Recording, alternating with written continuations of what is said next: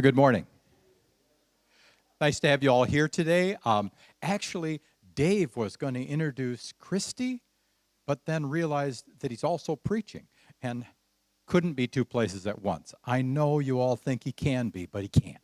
So I'm here to introduce Christy Buck. Now, Christy and I have known each other a long time. Christy knew my wife, actually grew up across the street from her. Christy and Dave knew each other because Christy's husband coached Dave in tennis. So we're all kind of from that Granville pool. So we know her, we love her, but today I'm introducing her in her capacity with Be Nice. She's the executive director and the founder of Be Nice, and she just has a heart for young people in particular who are struggling. And so she started Be Nice.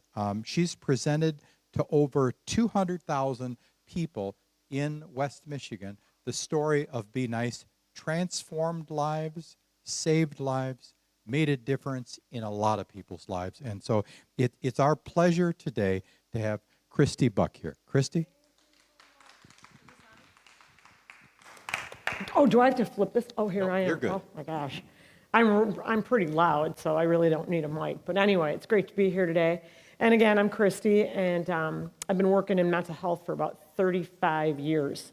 So I go way back in the industry, and about 23 years ago, I was led in the direction to run an organization called the Mental Health Foundation. And within this foundation, I was able to create a couple different programs, and one being Be Nice. So y'all know Jeff, and Jeff Elhart and I met about 6 years ago here at Christ Memorial. He asked me to come in and help him launch education to people surrounding mental illness, suicide prevention. And Be Nice was already in existence. Jeff, we were blessed with Jeff in our lives. And you look at how death can actually bring awareness, right? Passion, and most of all, recovery and hope to a family. So it's my pleasure to be here today. I was telling Dan and Dave, I feel like this is a second home to me, really. It's kind of bizarre. So I'm Greek Orthodox. And so I was really intrigued by the sermon today, right? Because probably my roots go back to the 300s under Constantine, right? When he and his mom, Helen, were lifted up to become Christians and finding the cross. And so we celebrated Saint Constantine and his mom, Helen, in a feast day on May 21. So it just so happens that we just got that. So anyway, pretty amazing stuff. It's a small world, and I'm so happy to be here. Anyway, so Be Nice is an action plan for youth, and nobody is on Zoom today. So it is evidence-based. We did a research study with Grand Valley State University to see the effectiveness in schools and got a lot of high marks. And actually now we're able to say that we are evidence-based, which means a lot in the way of any type of education awareness programs you're doing. So it's sustainable, it's mental health based, it really concentrates on resiliency. It's an easy tool to use and understand. So one more time with what the action plan is, and I gave people bookmarks. There are bookmarks when you first walked in the door. I'll get y'all some too. Notice the good, the right, in every single person. I mean, that's exactly what Emperor Julian was saying too, right? When Dave was talking about it, I was paying attention. I couldn't believe it. But it was so intriguing that, kindness was all part of the big package. And we're called to be kind, and that's great. But with that kindness comes the ability then, when I know the good, the right about someone, because I'm paying attention, then I have in my hands the power to notice what is different. And that's ultimately what we're encouraging people to do, is notice good, right, so I can notice difference in someone's thoughts, actions, and feelings. So we need to invite ourselves to do this every day, noticing the good, the right. It may be through compliments, it may be through telling kids what they never hear, because oftentimes we look at the bad and the not good in order to think we're going to change behaviors, but a lot of it is looking at the good, the right, to help lift kids up to have high self-esteem. So we're looking the good, the right, we're looking at the difference. We're going to invite ourselves to have conversations. We're going to challenge people to reach out and access resources that may be available to them at the times when somebody might be struggling. And then empowering others through our help and our support and obviously our love. So the period was there, it was put there intentionally. And my thought, it was no exceptions, no excuses. We need to do it. And it's simple. And that's why we love the action plan. So a mental illness. So what is a mental illness and what is a mental health disorder? And I like to really simplify it. It's when there's changes in your thinking, your acting, and your feeling. And when it goes on for 2 weeks or longer, where it's affecting me going to work, me going to school, carrying out daily activities, and engaging in satisfying relationships, there could be something going on. Now, we're not here to diagnose. We're here to make sure that as maybe grandparents, aunts, uncles, parents, that we're paying attention, right? And this goes beyond just kids. Now, what I'm presenting on today is youth, all right? But this can happen in everybody's lives, where something that happens in my life is having an effect if I want to go to work, if I want to go to school, if I'm carrying out daily activities, meaning, am I taking care of my house? Am I taking care of my kids? Am I doing the typical things that I do every day, those activities? For kids, it could be homework. It could be going to the activities that I love, the hobbies that I love, playing instruments that I love, all of those things that are in kids' lives, right? And then engaging in satisfying relationships. Am I isolating myself? Am I withdrawing from my family? Am I angry? Am I getting in fights? So there's a lot of things that go on, and especially after 2 weeks or longer. So this year has been challenging. It's been very challenging for kids. And we hear it almost every day on the TV rather, about mental health and our kids' mental health. But we just can't talk about it. That's why I love the action plan of Be Nice. It gives us the tool then to take it one step further to say, this is what I'm noticing. I'm noticing my granddaughter, my grandson doesn't want to go to school because my daughter or my son or my daughter-in-law, son-in-law are telling me this, right? And I think I'm speaking to a group of folks that are grandparents, which I just joined your club. I hate to break it to you. I know it's hard to believe. I just became a grandparent 1 week ago, 2 weeks ago, but who's counting? But anyway, it's important that we're noticing these things. And a lot of the best detectives, I'll be honest with you, are grandparents, aunts, and uncles, sometimes people removed from the family where they're really noticing these changes. And then I'm noticing that they don't want to go to school or they're not going to play their favorite sport this year. What's going on? These are the things that change in kids' lives, which can be typical, but then sometimes not typical. So 1 in 5 kids will struggle from a mental health disorder, and this includes anxiety, which anxiety at its worst, right, can cause a kid not to want to go to school, can cause someone not to want to do the things that they typically love because I can't be around these people because they give me anxiety. And engaging in satisfying relationships can be really crippling for kids that have anxiety disorder when it is an illness, all right? Everybody has anxiety every now and then, but when it sticks and it's lasting 2 weeks or longer and it's having an effect on all those 3 things, then it could be something bigger than just anxiety. Depression is absolutely huge, and 9 out of 10 times when someone dies by suicide, they have depression, the illness depression. And it can be brought on by anxiety disorder because I'm not dealing with those thoughts and feelings that are going on. And I don't want to be around people and all those things that get complicated.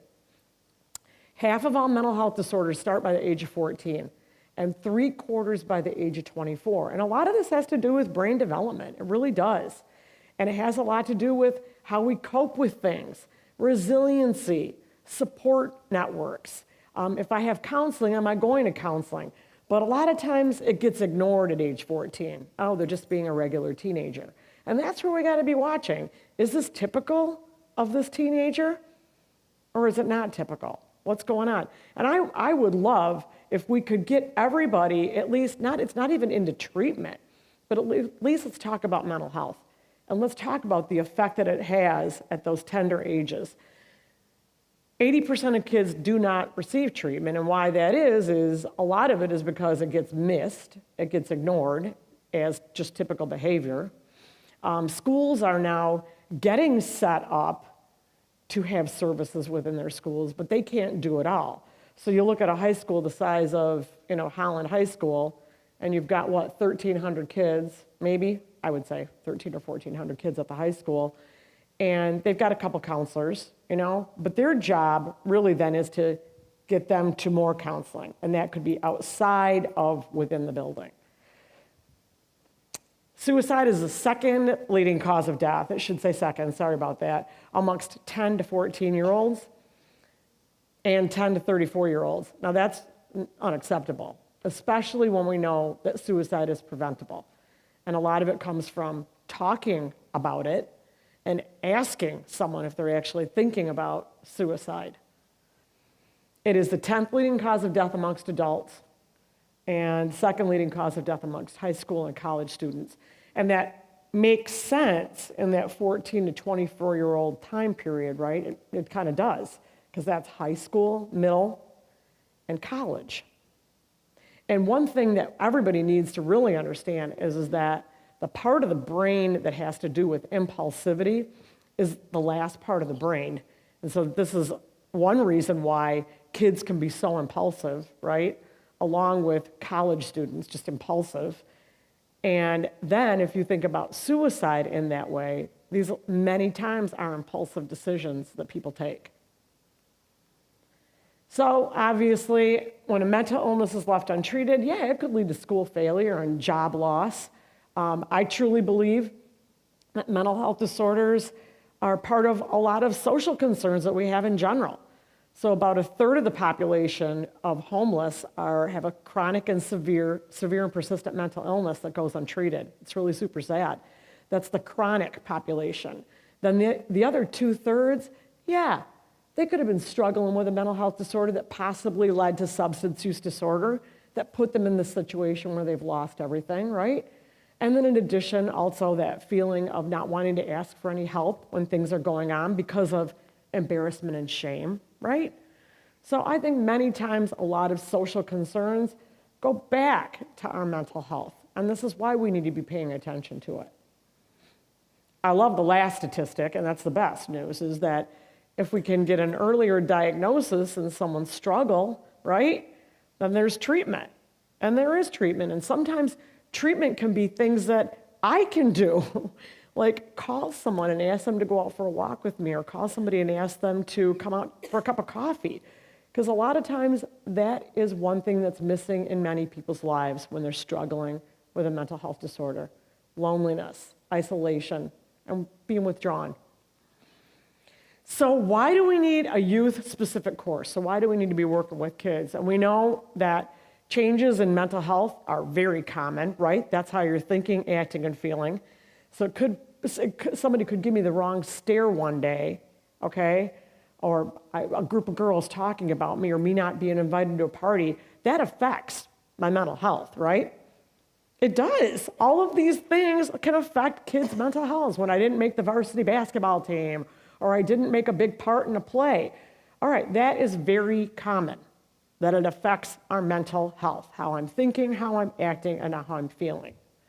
A potential illness starts during youth. We talked about that. And kids might experience and show signs and symptoms in a different way. So we need to be understanding what it might look like in a kid. A young person might not recognize these feelings as mental health related. That's why we need to be talking about mental health at a young age. So Be Nice is actually a program that gets implemented in schools starting in kindergarten. It's really amazing to see kindergartners, first, second, third graders actually understand what mental health is. Kind of cool. It is, right? Can you imagine having a discussion about your mental health?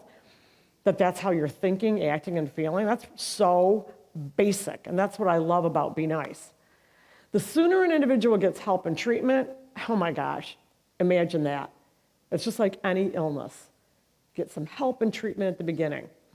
Stigma, yep, it is associated with mental health problems, and that's social stigma. So that's shame, embarrassment, guilt for feeling this way, right? I must be a bad person if I feel that about myself. But then there's also stigma in this bigger picture, and that is mental illnesses are treated differently, even in treatment for insurance providers. I'm not going to go on a rant right now, but you get cut off after 6 sessions sometimes. They think you're better. So parity is a huge stigma. It has stigma attached to that too, how it gets treatment. So Be Nice is an upstream prevention program, all right? Yep, we always want to be downstream too, and we're going to be watching a movie in a moment where some of the kids in the movie are downstream. They're really struggling. And that's why we need to be upstream with awareness, with talking about mental health, with knowing when to recognize a mental health disorder at its onset, so then I can go midstream, access counseling, access supports. It's pretty awesome. So here at your own church at Christ Memorial, you all are upstream. You have a kiosk. You're talking about mental health. It's pretty awesome. And you also have access to a church assistance program. I'm pretty sure you guys are working with Mosaic Counseling, right? So there is midstream. But you better believe it that we should be ready downstream to help someone when they might be thinking or contemplating to take their life. So we got that town up at the top, and it's loaded with businesses, churches, and schools, because Be Nice is implemented in all 3 silos. So typical changes in adolescent behavior, and I gave you all a flyer, all right? Physical changes, we've got hormones and weight. There's so much going on, right, in adolescent development. Mental changes, yeah, they're beginning to think more abstractly. Sometimes they think they know it all, right? You don't need to tell me how to do this stuff because I already know how to do it. They're beginning to use logic and reason, and they're forming their own beliefs too, big time, right? So all of a sudden, you're in your middle school and you're playing on 5 different sports teams, and you got to make the decision of what you want to go into, possibly play in high school, and suddenly you say, you know what, I think I want to do theater instead. And that's very typical of kids, all of a sudden deciding, I've got something else I want to do instead, right? Now, what really gets complicated is when kids don't replace things with other things, okay? And then they lose that connectedness to their school. Obviously, mental challenges, questioning authority, heightened focus on their physical concerns, the way I look, trying to fit in. Emotional changes, we know it, mood shift very quickly. They feel more intensely, so relationships are big, breakups are really big, who my friends are really big, right? Peer pressure. Social changes, yep. They're experimenting with different levels of social and cultural ideas, right? They think that this is really where they get their social identity now. Oh, I'm going to be an environmentalist. I'm going to learn all about it, right? And suddenly it's like, where's this kid coming from? Well, they're learning, and they're trying to find themselves. Awareness of their sexual identity, and then learning to manage relationships. I put the word learning in there because they do not know how to manage relationships at that time. They're learning how to manage relationships. So we are going to watch a movie. So about a summer and a half ago, it'll be 2 years this summer. It'll be 3 years, actually. We made a movie, and I love it because it follows 4 students in one school. And they're all struggling and dealing with different aspects in their lives that are all having an effect on their mental health, okay? So in the movie, you're going to be observing 4 characters. You're going to be seeing signs and symptoms that character is struggling. And I want you all to think about what is going on in this kid's life that is bringing about a change in their mental health, okay? So we're looking at what's going on at school, what's going on in relationships, and what's going on in their daily activities that have been interrupted, all right? And then we'll talk about the movie at the end.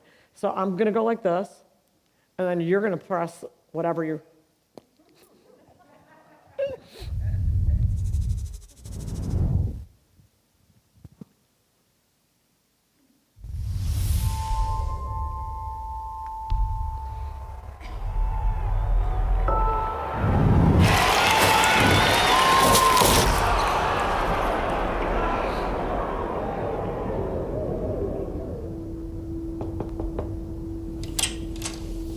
Your lunch is getting cold, huh? I'm not that hungry.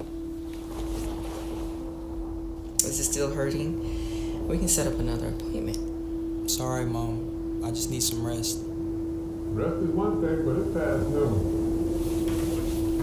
You been doing your exercises? Yes. And the pills? Yes. All right. Whatever it takes to get you back on that court. Don't pay him no mind, dear. We just want you to get healthy. Come down when you're ready.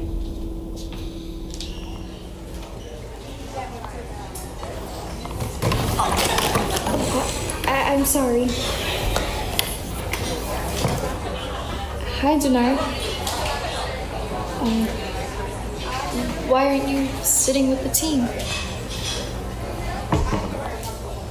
You know, I bet we could have won if you were playing. Ready to present in English? You're in my English class? Yeah, I sit up front. No. By the bookshelf. Anyways. I don't present till next Friday. Maybe I'll see you. A word of advice. Just leave me alone.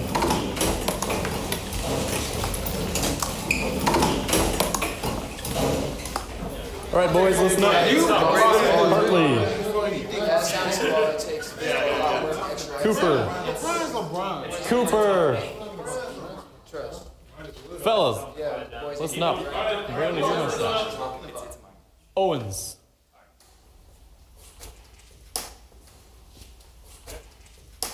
Hey, man. Looks like you hardly wore that thing. I don't get enough of talking like that. It was just a joke. Luke, it was, not another word. It was just Denard, a joke. my office now. Denard, what's going on with you lately? Your parents reached out to me. They're concerned about you. They said your attitude's been poor. Your grades are slipping. You're not eating. They just don't get it. You know, I was once in your shoes. Best player on the team. Recruiters were after me. That's good for you, Coach. Then the summer after my senior year during summer training, cut left and tore my ACL. It was over. I didn't know where to go. Lost my scholarship, just about lost everything. Then my family stepped in and got me into therapy. Therapy? I don't think my parents would ever go for that. What if we talked to them together? You do that for me? I'd do that. You're not alone in this, and there's no shame in getting help. I think I can try it. Let's do it.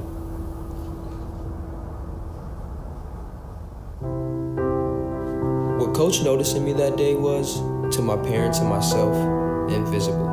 It wasn't my physical injury. That just put me at risk. It wasn't moodiness. That was merely a sign. What Coach noticed was depression. So I accepted his help and went to therapy. It wasn't easy at first, and my father seemed a bit skeptical. But after a few sessions, my symptoms began to fade, and I started to feel like myself again. My appetite was returning to normal. I no longer isolated myself. I felt empowered to embrace the people around me, the people who supported me. You don't always know who needs help, but at the end of the day, it's up to us to notice.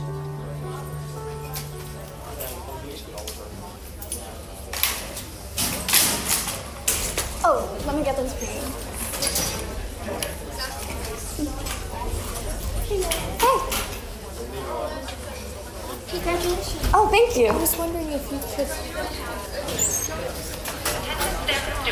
A reminder for all juniors testing tomorrow to arrive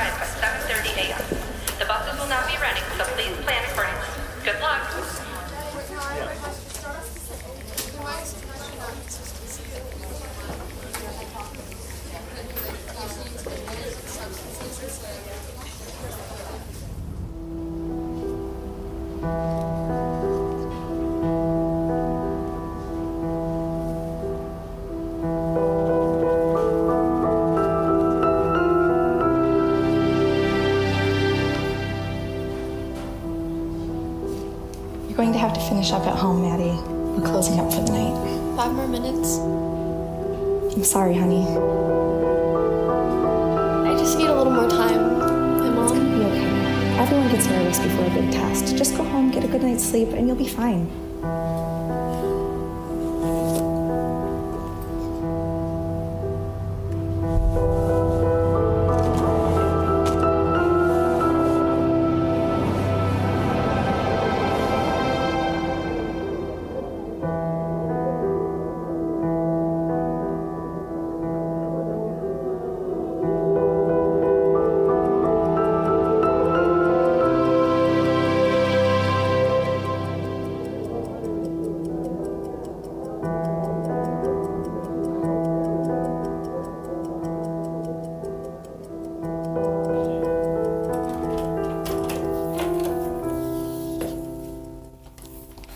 Hi, sweetie. Hi. I need you to drive me to school in the morning. Oh, okay. 7 a.m. Yeah. Okay. Mom, this is really important. If I do anything like my 6:30? 7. Okay. Okay. Please don't forget. 6:30? 7. Oh, 7. Okay.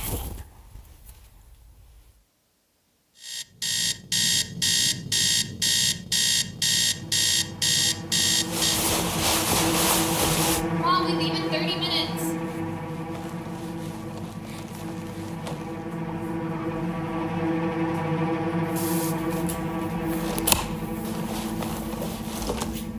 We have to go now. Just 5 more minutes. We don't have 5 more You can minutes. just drive. Mom. Just take. You can drive. The keys are. Mom, babe. The keys are on the table.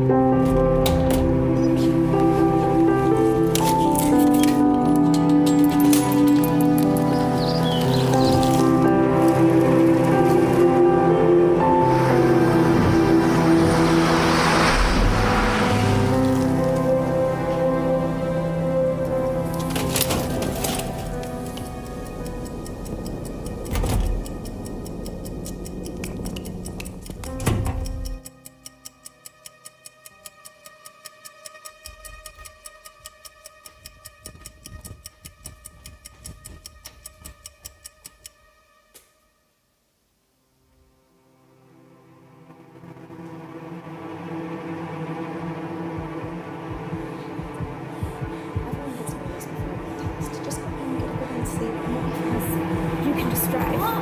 Just take. The keys are. The keys are on the table.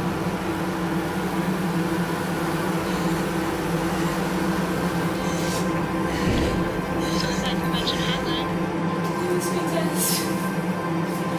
If she could have just been there It's okay. for once. It's okay.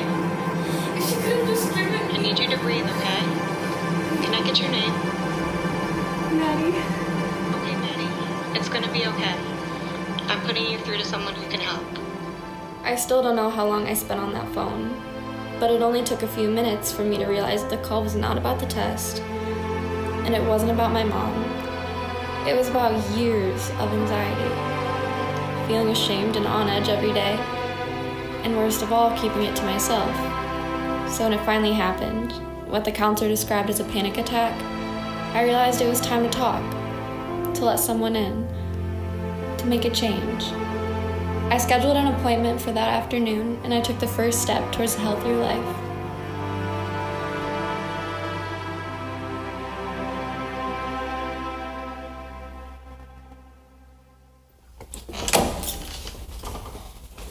Hey, what? I'm required to tell you you've been kicked out of this test for violation of policy. Your scores will be canceled. You can't take it again at a later date. Whatever, man. I don't need this.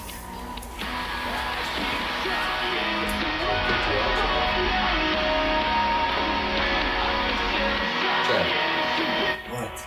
I kicked you out of the test? Yeah. Yeah, man, are you creeping on Stacy again? Shut up, Nico. Yeah, Nico, can't you tell they're in love? Can't you just play your stupid game? Just joking, man. Jeez. Oh, you should.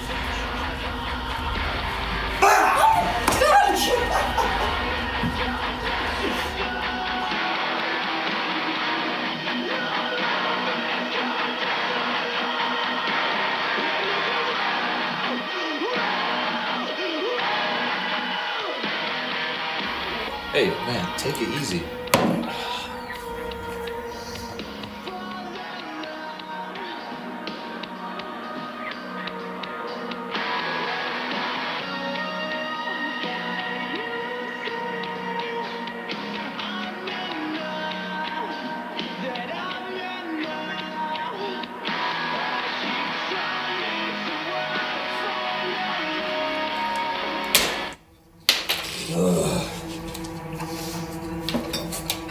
Hey, hold on. What's going on? Mitch, stop laughing. Pause it. Pause it. Trav, what's going on? How could she do this? Do what? I have to go see her. Hey, hold on. Whoa, you go on. Just not do it. I have to go see her. Ooh! Trav, settle down! Let me go! Let me go! What the hell is wrong with it? Let me go! I gotta call my dad.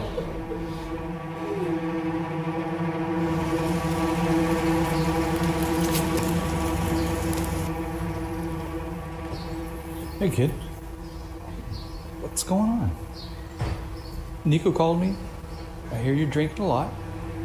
You're fighting with your best friends. I really need to see Stacy. Listen, kid. I really don't think this is about Stacy. Your little episode was not cool. Yeah. I think it's smart for you to see a professional. And there's a lot of people that care about you. I know I messed up. We're gonna get you some help. He was right. I did have something going on. And if my friends hadn't noticed it, that night could have ended very differently. Luckily, they challenged me to get help. Only then did I recognize how unhealthy my behavior had been.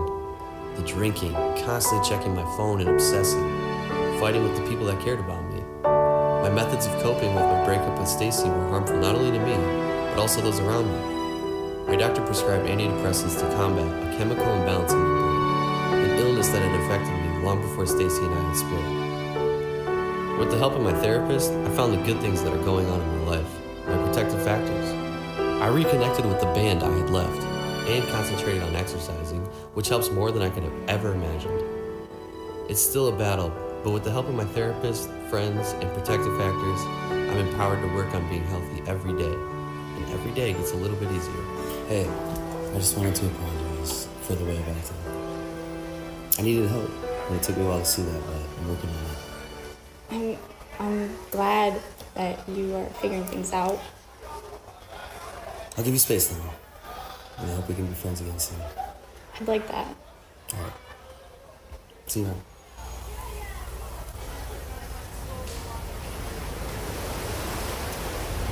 Hello everyone, I'm everything. I do a project on the importance of punctuation. You may be thinking this is obvious, but there are many subtle cases.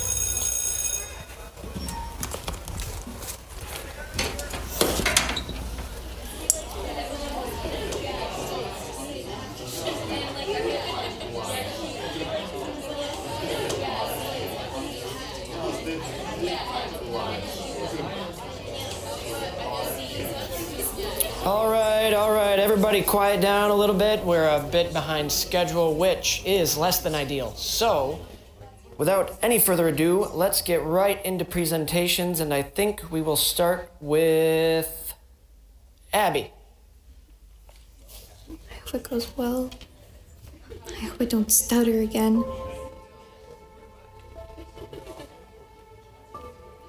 Hello, my name is Abby Lang, and I will be presenting on the importance of punctuation marks. You may be thinking this is obvious, but there are several instances in which the meaning of a sentence hinges on a punctuation mark. For example,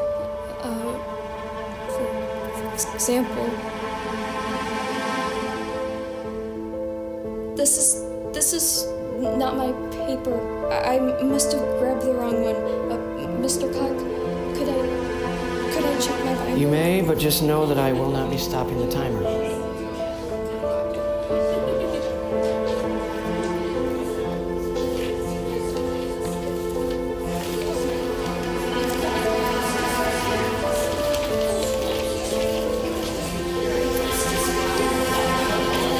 Guys, that's enough. That's enough.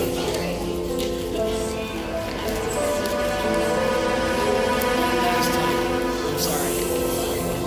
This is why, guys, I give you the assignment 3 weeks ahead of time.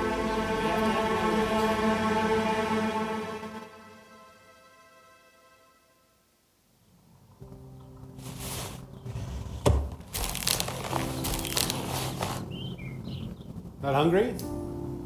Just tired. Stomach hurts still. After sleeping all weekend? I'm sure it'll get better as the day goes on. You been taking your medication? All right, well, have a great day at school. Love you. Love you too, Dad.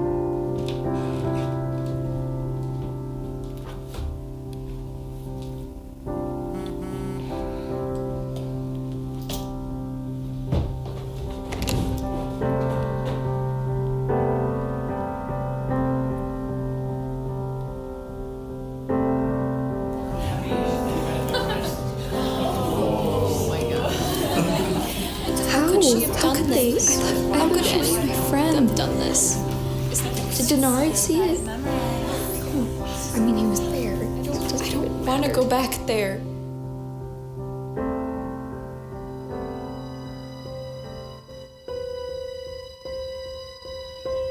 Just want a friend. I thought maybe there was. Just want to disappear. No one cares.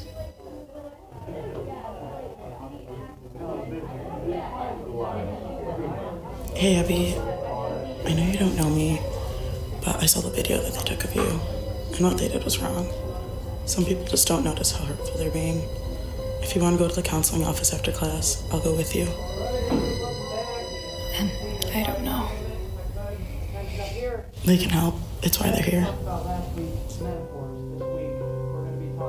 Thank you.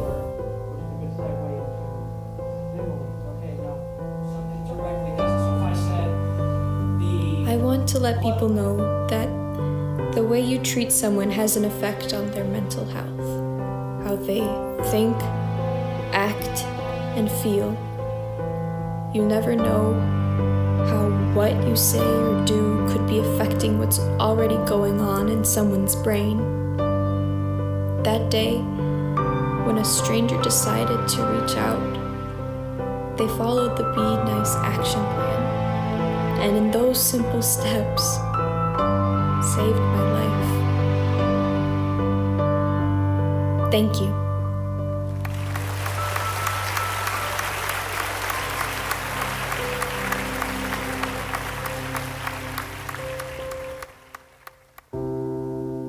Be Nice is a call to action, to notice, to invite, to challenge, to empower. If you or a friend are struggling with your thoughts, actions, and feelings, help is there. Don't be afraid to call the helpline, 800-273-8255, or text HELP to 741-741. There's always someone willing to listen.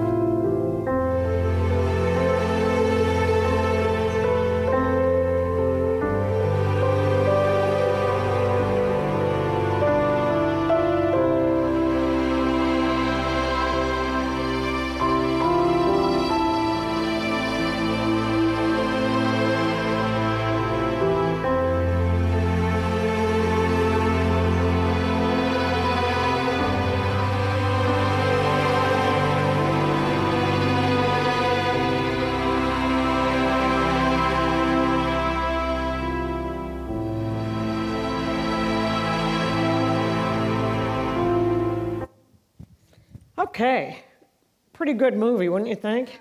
Yeah, it was amazing. Thank you. So a couple summers ago, it was, who did we write a grant to? I can't remember now, but we felt that we could really put it through in a movie. So it was amazing. We used Granville High School, and so everybody was local who we used, but we use this for everything. And as we go national, this movie will be one of the tools.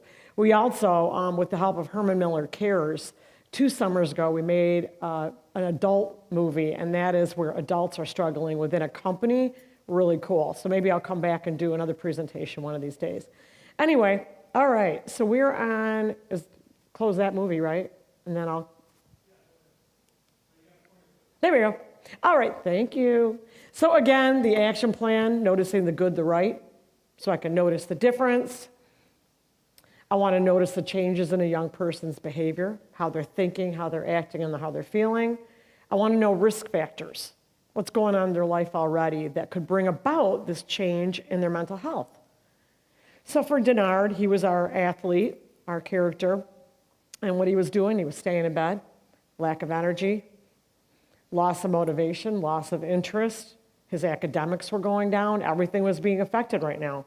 He was angry. He was having outbursts. He wasn't eating, right? In this little 5-minute vignette, wow, we learned a lot about this young man. He had guilt that he was letting people down on his team, right? Self-criticism, impaired concentration, and hopelessness. And what was bringing about the hopelessness was the fact that he couldn't play this sport that really connected him to everything around him. He was the star of the basketball team with hopes and plans to go on to play college basketball. And so many times for kids right now, when their sports were affected, right, by whether it be an injury, whether it be by COVID, okay, this is the relationship back to kids and their mental health and that big picture of how they were affected. Maddie, she was anxious. She was an achiever, right? She was involved in her school.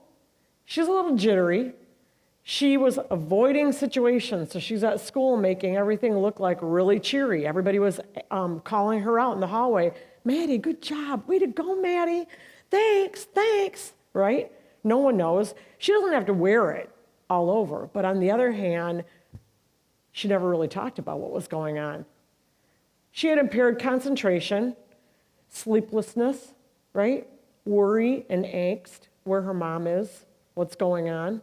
That's what happens to a lot of kids when they've got things going on at home, where they could be worried about their parents. Self-criticism, self-blame, and then a panic attack. That's what she was experiencing in that hallway, was a panic attack. So panic attacks, shortness of breath, crying, pacing, rapid speech, overwhelming. So then how about Travis, our third character?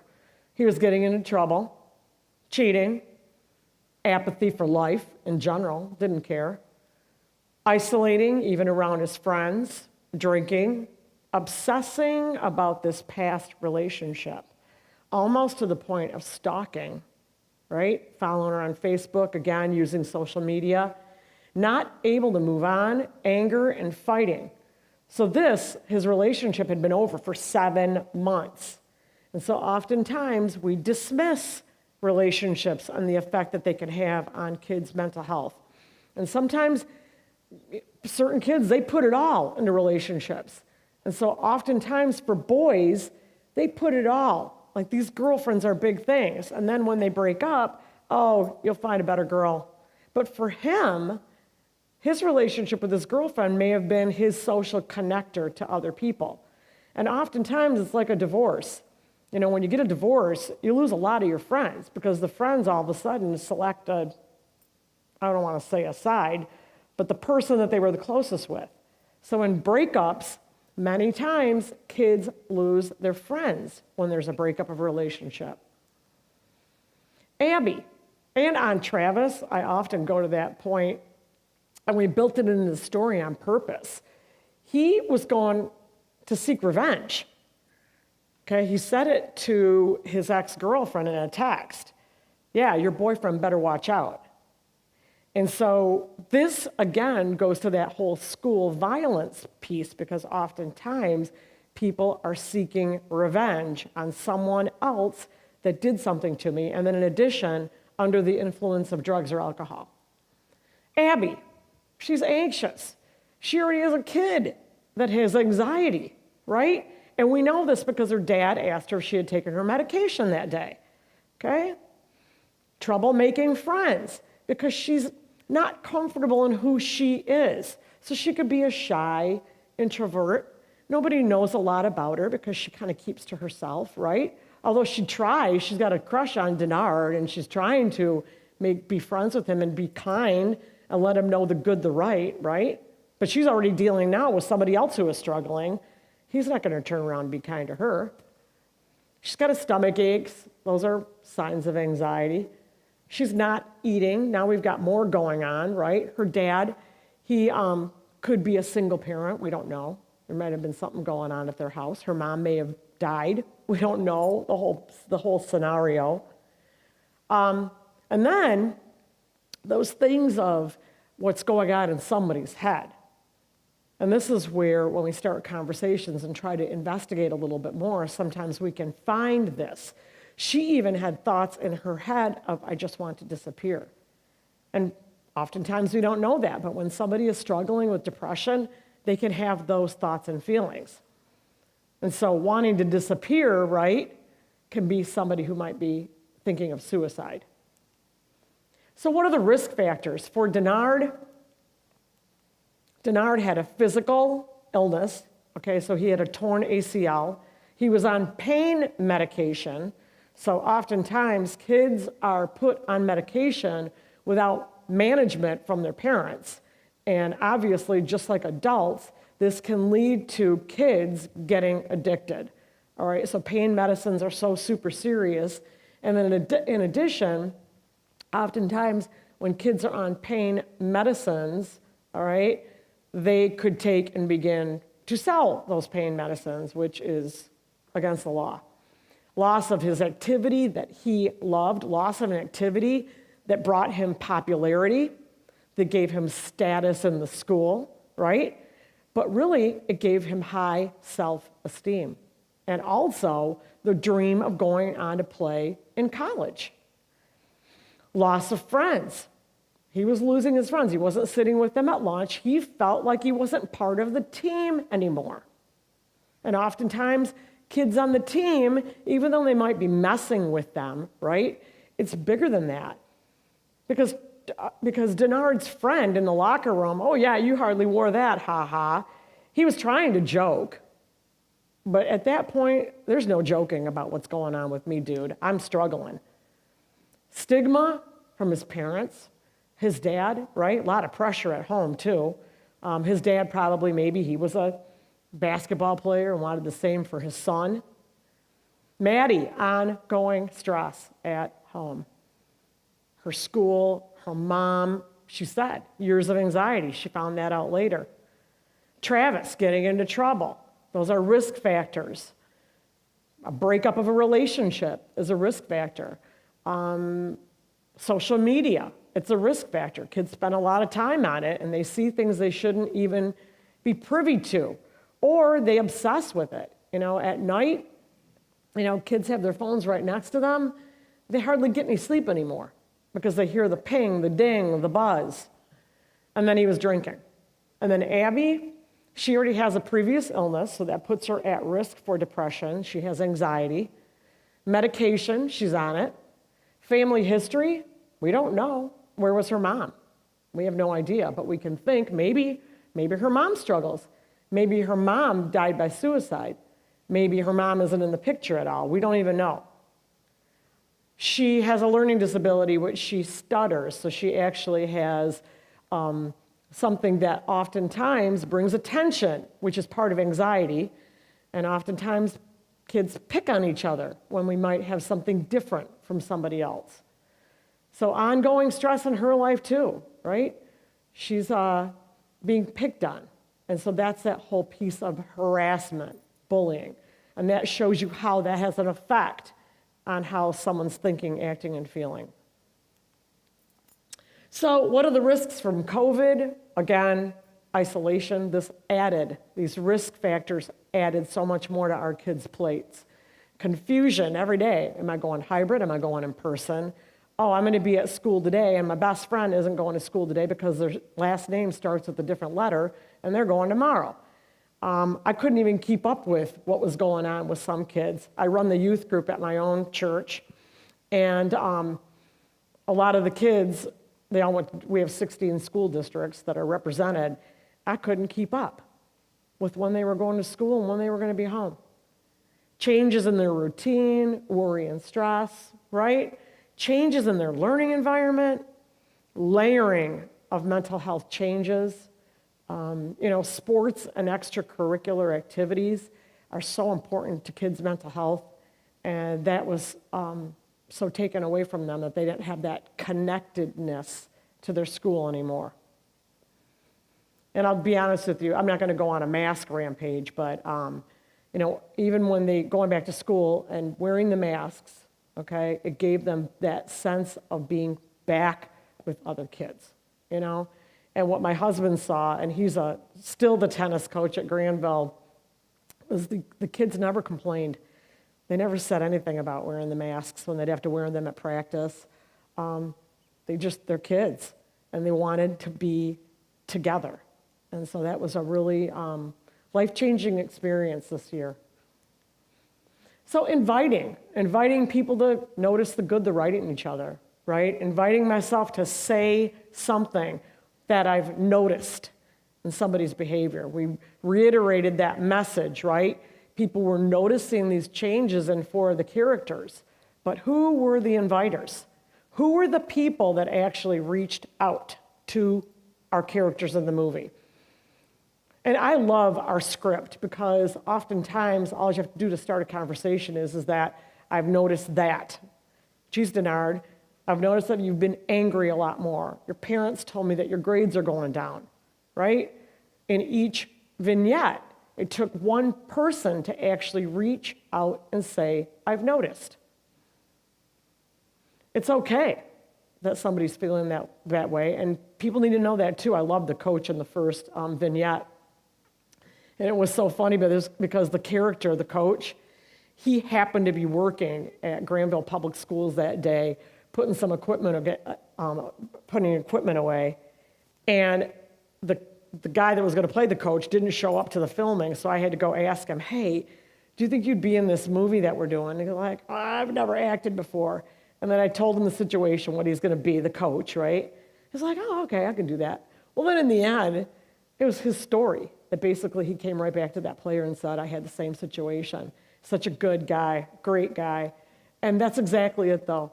Coaches, teachers, parents, grandparents, these are those conversations we need to be having. And letting kids know what you're recognizing. So the challenge is challenging the stigma. And we know there was stigma going on big time, right? In vignette 1 with Denard, his parents, I can hear his dad right now. There's nothing wrong with my son's head.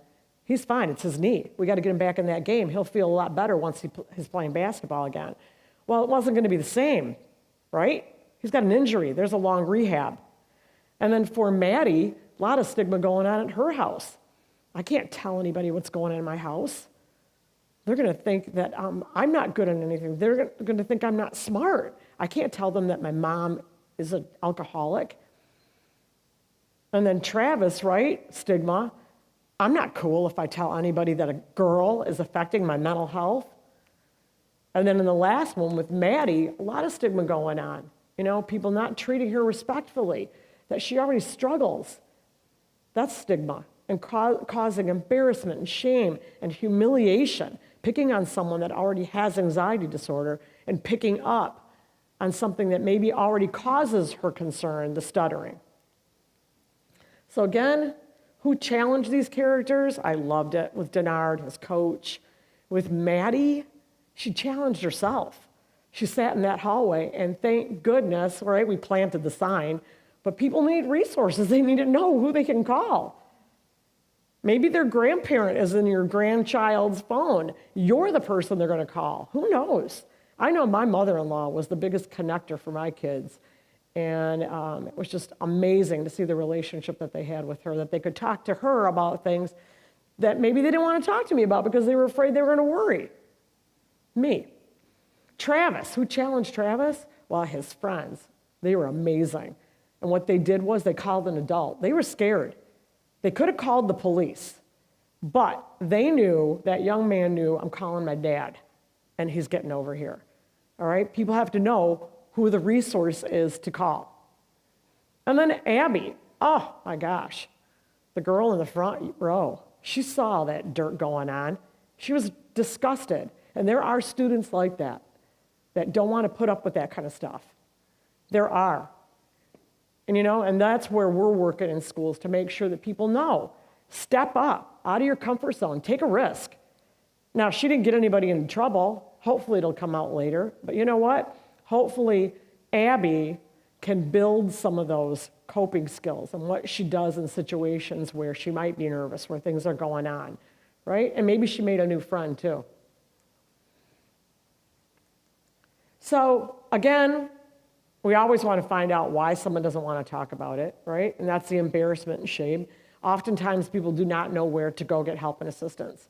So that's one thing I love about Christ Memorial is you have a kiosk. In Ottawa County, I'll make sure to get some brochures out here. Ottawa County Suicide Prevention Coalition actually developed a crisis brochure, and it's on their website at Ottawa County Mental Health. But I will get some of those out here, and it's just a good thing to have for crisis situations. The hotline is huge. That 1-800-273-8255, that phone number is going to be changing in about 2 years to 3 digits. So it's going to bring you right to a helpline. In Michigan, they are piloting a 3-digit helpline in Genesee and another county. I can't remember, maybe Hillsdale. But they're piloting the phone number right now. And so soon we will have in Michigan a 3-digit phone number. So faith leaders, yep, huge people in our lives. Now, who are the professionals? Those are doctors, those are psychiatrists. There's a shortage of psychiatrists here in the United States. But oftentimes, the first call for help could be somebody, their primary care physicians. That could be the first place that they could go see. And then a connection with a counselor. Talk therapy is absolutely amazing. Drug and alcohol specialists. And I believe in specialists. I believe that when you are struggling with any type of illness, specialists are the best because they know the most about the condition. So in situations where there is our drug and alcohol in combination with a mental health disorder, it's really important that the social workers that are seen have that certification in substance use disorder also. Talk therapies, obviously, they're at the top of my list because they might be in medication in combination with. So medication oftentimes isn't the only cure-all, and especially when someone is struggling with depression and they don't have somebody to talk with, or they're embarrassed to talk to somebody about why they are struggling. Therapy is awesome. I finally got my daughter to go, and it was just incredible. And now she thanks me every week. So empower is the last step, and I love this step because this is where we're trying to get to. And on the left, those are easy things that I can put in my life. I mean, they're not all easy, but I would think they're kind of easy, is to get exercise every day, right? Get your heart rate going. Builds a lot. Endorphins, right? Makes us feel good. In addition, eating well, getting the right foods. And then sleep is so important, and this is what kids don't get enough of, and especially college students don't get enough of.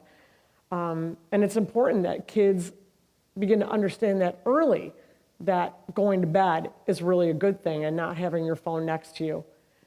Because oftentimes, that's where it's the worst, is when you're struggling with anxiety and you wake up at the most important time when you're just entering into that REM and suddenly you're up, and it's really hard to go back to sleep. Meditation and mindfulness, I mean, they're all over the place now, right? Meditation and mindfulness. And a lot of that is just You know, I could put prayer in there, but oftentimes I do my presentations to public schools and can't talk about God, but whatever. But prayer is absolutely huge, and that's where it fits right there. And then on the other hand, those protective factors, those are these things that can protect us when I'm struggling with a mental health disorder. So anxiety, depression, access to services is huge, but utilizing them is even more important. So even though we have access, and we do, because in schools you ended up seeing that in all these situations, everybody ended up in the school counseling office, but some of them ended up even further into treatment. But you got to use them. And so you just can't be given a phone number. Here you go, call this number. You got to use it. So oftentimes it might take us to say, I'll give you the ride to that appointment. Or if it's a grandchild or someone that you love, say, hey, do you need help to transport? Because I'll give them a ride. Being involved in activities and groups is absolutely huge at school. Huge. It's so important. So one school district that we work with, they actually instilled, we created it, and it's a flyer that gets handed out freshman year, and it goes home to the parents with all their other forms that they have to sign and fill out. And the form says, what club or activity does your child end up planning on being a part of? Okay, and it puts responsibility back onto the parent for them to understand that it's really important that your kid gets connected. Because when they're not connected to school, you don't make friends. You don't have anything in common with anyone. And that's a school district, that's their main goal, is they want to connect. It's not just about academics. They want a well-rounded kid. Having supportive family and friends, having self-awareness, man, that's absolutely huge. When somebody knows when they're struggling, but that's really hard for kids to have self-awareness. They don't hardly even know who they are. They think they know who they are, right? But they don't really know who they are. And so sometimes it takes other people to point in the direction of who their friends are. Having and keeping strong morals, absolutely essential. And oftentimes we learn those from adults who are our positive role models. And then obviously I am the biggest believer in faith and spirituality. And again, what our churches do is they offer that other piece of connectedness, right? So I got a lot of kids in my youth group. We've got about, 40 kids, and they go 16 different school districts. But we get great attendance at our youth groups because I push the fact that these are your kids, these are your friends, man. Outside of there, you can be yourself in this group. You're not walking around in hallways with 18 other people. You're sitting here with 40 kids, and it's so engaging. So again, wow, these are cool, aren't they? All the protective factors that ended up in these kids' lives. And even Abby, classmate, counseling at the school. She wanted to make friends, getting involved in Be Nice, because at the end of the movie, all four of those characters had all become part of the school leadership. So when we show that movie at a school, the all-encompassing piece is that Be Nice is a club at the high school level and middle school, and then they put on assemblies. They might tell personal testimonials, so those four characters. Travis, he has friends. He has parents of friends that care about him. He was exercising, he said. He got back into his band. Maddie, self-awareness. There were resources, counseling, breathing exercises. Driven with her goals. She's in a student group. And Denard, his dad was willing to listen. He's got a great coach, teammates, counselor, student group. And that is the presentation for today. I thank you so much for being here. Does anybody have any questions? All right, everybody, yeah. What role does social media play in all of this? Yeah. Because right now, all these kids are connected Yeah. to everything. Yep. Yep. Well, it plays a huge role, and that's why, like the Greeks always say, moderation, right? And moderation means watching the sites that they're on, and parents ultimately paying attention to what apps their kids have on their phones. It's a huge The age that kids get the cell phone, right? Because why? They're impulsive. They don't know how this device can be something that can have an effect on your mental health. And so oftentimes kids are given this phone as a way of, well, for one, everybody has a phone, one. Two, well, it's the best way that they can connect with me, all right? And we all know we never had phones that we could ever connect with anybody. I mean, when my mom would say, well, call me from your friend's house when you get there, I'd have to go use the wall on the phone with the cord, you know? But nowadays we're using excuses to arm our kids. So, you know, a lot of times you can have conversations even with your grandkids and say, show me your phone. What apps do you have on your phone? And you'll see, they got TikTok, they got Instagram, they got Facebook. Facebook is definitely a feeder of a lot of bad information, and that may be the first thing that kids get onto. But every day there's a new app that is developed. It also puts you in harm's way of people can locate you. I've got a situation going on right now with a family out on the East Coast, and it came to me via a priest. He's my daughter-in-law's dad, and gave my phone number to this family. And the mom's daughter is 13 years old, and she is friends with this person that she met on Facebook, and they were part of a fan club of this singer whose name is Billie Eilish. So Billie Eilish is a real dramatic singer. A lot of stuff about death and, you know, okay, in general, when kids listen to her music, it's deep. So the fan club dispersed, but all these kids in this fan club, they kept together. So there's one girl, and she is messing with this daughter's mind right now. And what happens on social media is people can influence you that you don't even know who they are, and you're just friends with them on Facebook. Same thing that happens when kids get hooked into these relationships online, and suddenly you hear an Amber Alert of this young girl from Allegan County who is with some guy in a blue Chevrolet. And you're going, how does that happen? Well, they get into their heads. They give them what they're not getting. They give them compliments. Self-esteem, right? I'm somebody. I feel ugly here, but this person who I don't even know makes me feel great. So I was on the phone with this family, and I said, for one, you got to curb her using her cell phone. But she needs to get into some counseling right now because this chick on the other end is brainwashing her. And that's what can happen. It's scary stuff. It's terrifying. And then they end up connecting with these people. And it's scary. It's scary stuff. I don't even want to terrify you right now. I could come back in and tell you what the outcomes of those situations are, and they're not good. But, you know, there's influencers. You know what those are now? They put things out there, and everybody's following what they're doing. So these influencers are making tons of money off companies that pay them to use their product. So they go out there, and they're, you know, oh, I'm using this hairstyle thing, or I'm wearing this, you know, and all of a sudden they're following these people. So it's big stuff right now. It's a lot, but I wouldn't hesitate to have a really good conversation with these young people that come into your life and ask them more about the phones. You know, you tell me about cell phones. So anyway, anybody else? All right, thank you so much. Have a great summer. I'll see you on the streets of Holland. I want to just thank you for coming and being a part of this on behalf end of this series for the year. And so I want to thank you all for being here. And let me just close with a prayer here a second. All right. Heavenly Father, we thank you that there are people like Christy in the world who are investing in the lives of these young people who struggle and really don't know why.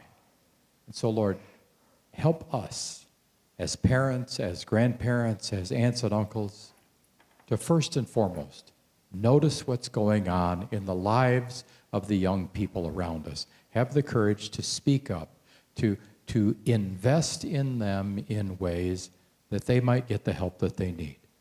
So, Lord, we ask that you bless all those who gather here. Bless this church in Jesus' name. Amen. Again, thanks for coming.